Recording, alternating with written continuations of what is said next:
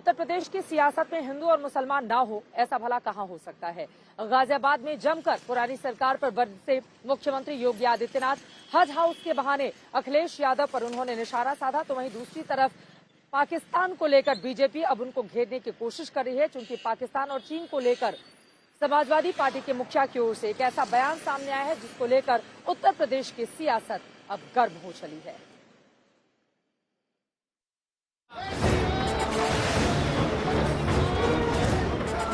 आपके गाजियाबाद में कैलाश मानसरोवर भवन का निर्माण हो गया है। पहले यहाँ हज हाउस बनता था। जब ये पुरानी पेंशन रोकी गई थी तब उनके अब्बाजान ही प्रदेश के मुख्यमंत्री थे। आज जिन्ना पाकिस्तान की बात करने वाले अखिलेश जी, राष्ट्रपिता महात्मा गांधी, जवाहरलाल नेहरू, जिन्ना एक ही संस्था में पढ़ करके बैरिस्टर बन करके आए। जिन्ना से जो करे प्यार वो पाकिस्तान से कैसे करे इनकार। ये तो होना ही था। ऐसे कैसे हो सकता है कि यूपी का चुनाव हो और हिंदू मुसलमान पर बात न हो। ऐसे कैसे हो सकता है कि हिंदू मुसलमान की बात हो और जिन्ना चर्चा में ना आए। और ये भी कैसे हो सकता है कि जिन्ना का जिक्र हो और पाकिस्तान पीछे छूट जाए। तो नहीं छूटा पीछे पाकिस्तान। यूपी के चुनाव में पाकिस्तान की धारदार एंट्री हुई है। जिन्ना से जो करे प्यार वो पाकिस्तान से कैसे करे इनकार। लखनऊ पहुंचे बीजेपी के प्रवक्ता संबित पात्रा ने यूपी के 73वें स्थापना दिवस पर प्रेस कॉन्फ्रेंस की, मगर उनका इरादा साफ था। एक इंटरव्यू में अखिलेश यादव के बयान का हवाला देकर संबित पात्रा ने चुनावी माहौल में जिन्ना और पाकिस्तान का तड़का लगा दिया। जिन्ना से जो करे प्यार वो पाकिस्तान से कैसे करे इनकार। आपने देखा है जिन्ना जिन्ना जिन्ना जिन्ना का रट लगाते हुए इस चुनाव में अखिलेश यादव उतरे थे और आज जिन्ना से एक पायदान ऊपर पाकिस्तान तक वो पहुंच गए। हर समय जिस प्रकार पाकिस्तान भारत के ऊपर षड्यंत्र के अंतर्गत आतंकवादी हमले करता है, क्या भारत का दुश्मन पाकिस्तान नहीं? आपका यह कहना कि भारत का असली दुश्मन पाकिस्तान नहीं है, ये तो भारतीय जनता पार्टी पाकिस्तान को दुश्मन बना रही है। मैं तो इतना कहना चाहूंगा और बिल्कुल स्पष्ट कहूंगा, चाहे अखिलेश जी बुरा माने, जिन्ना से जो करे प्यार वो पाकिस्तान से कैसे करे इनकार। अखिलेश यादव के बयान से यूपी के चुनाव में जिन्ना की एंट्री हुई थी। मंझे हुए नेता बिना सोचे समझे कोई बयान नहीं देते। तब अखिलेश यादव ने जिन्ना के बहाने मुस्लिम कार्ड खेला था। राष्ट्रपिता महात्मा गांधी, जवाहरलाल नेहरू, जिन्ना एक ही संस्था में पढ़ करके बैरिस्टर बन करके आए थे। एक ही जगह पर पढ़ाई लिखाई की उन्होंने, वो बैरिस्टर बनी, उन्होंने आजादी दिलाई। इस मुस्लिम कार्ड से अखिलेश यादव को मुस्लिमों का कितना समर्थन मिलेगा ये तो चुनाव के बाद मालूम चलेगा। मगर हाँ, इतना जरूर है कि इस बयान के बाद से ही चुनावी सियासत में हिंदू मुसलमान गूंज रहा है। अखिलेश यादव पर सीएम योगी आदित्यनाथ ने इसी कड़ी में हमला बोला है, हज हाउस वाला। आपके गाजियाबाद में कैलाश मानसरोवर भवन का निर्माण हो गया है। पहले यहाँ हज हाउस बनता था, नियमों की अनदेखी करते हुए। आज हज हाउस नहीं, आज तो भाइयों बहनों कैलाश मानसरोवर का भवन बन रहा है। योगी आदित्यनाथ जी की परेशानी ये है कि वो एक ऐसे मुख्यमंत्री हैं जो पूरे 5 साल पूरे कार्यकाल माननीय अखिलेश यादव जी के कामों को अपना काम बताते रहे। आज उनके पास अपना कोई काम गिनाने को नहीं है।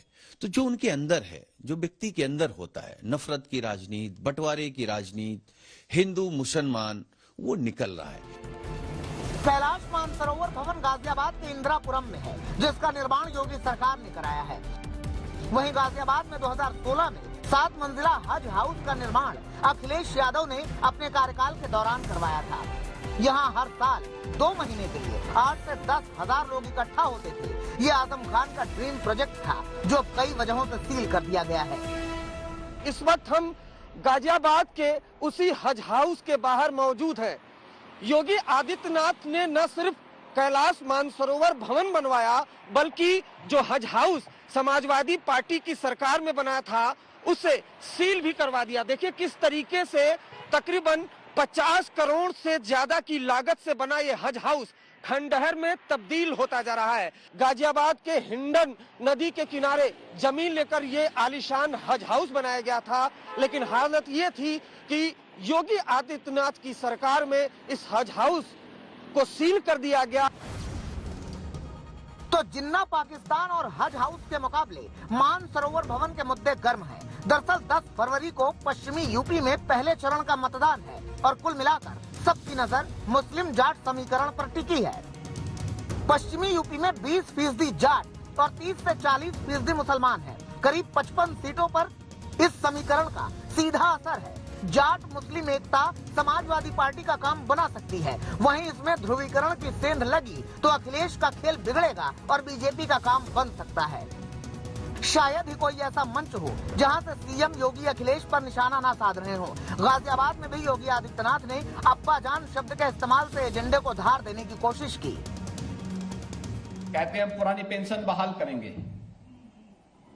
जब ये पुरानी पेंशन रोकी गई थी तब उनके अब्बा जान ही प्रदेश के मुख्यमंत्री थे।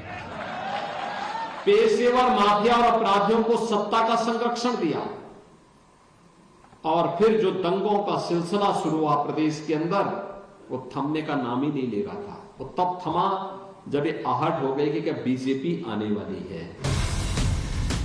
इसमें कोई शक सुबह नहीं बची है कि यूपी के चुनाव में ध्रुवीकरण वाली राजनीति शबाब पर है। हर दल को जीत चाहिए, वो कैसे मिलेगी, इसमें सबके अपने अपने दांव हैं। योगी सरकार में मंत्री मोहसिन रजा ने पिछली समाजवादी सरकार पर आरोप लगाया कि उन्होंने ध्रुवीकरण के लिए ही धर्मार्थ मंत्रालय को निष्क्रिय किया था। पिछली सरकार समाजवादी पार्टी की सरकार के दौरान हम बताना चाहते हैं आपको कि जिस तरह से इन्होंने धर्मार्थ मंत्रालय को डिफंक कर दिया था और ये कब्रिस्तान और हज हाउसेस बना रहे थे। इन्होंने ये नहीं सोचा था कि यहाँ पर और लोग हैं जो तीर्थार्थी जाते हैं। मानसरोवर भवन नहीं बनाया इन्होंने, तो वो भारतीय जनता पार्टी ने बनाया है। जैसे जैसे चुनाव की तारीखें नजदीक आ रही हैं, यूपी का रण भीषण हो रहा है। बयान तल्ख होते जा रहे हैं और तेवर सख्त। आगे आगे देखिए होता है क्या। गाजियाबाद से अरविंद ओझा और लखनऊ से कुमार अभिषेक के साथ आज तक ब्यूरो। यूपी में लड़ाई समाजवादी पार्टी बनाम बीजेपी हो गई है। आपको बता दें, दोनों ही एक दूसरे से कमतर दिखना नहीं चाहते और हर मुद्दे पर एक दूसरे के ऊपर जमकर हमलावर हैं, आक्रामक हैं। इन सब के बीच आपको बताते चले, कैराना में गृह मंत्री अमित शाह की ओर से डोर टू डोर कैंपेन किया गया, जिसको लेकर समाजवादी पार्टी ने कोरोना के नियमों का उल्लंघन बताते हुए चुनाव आयोग से शिकायत कर दी है।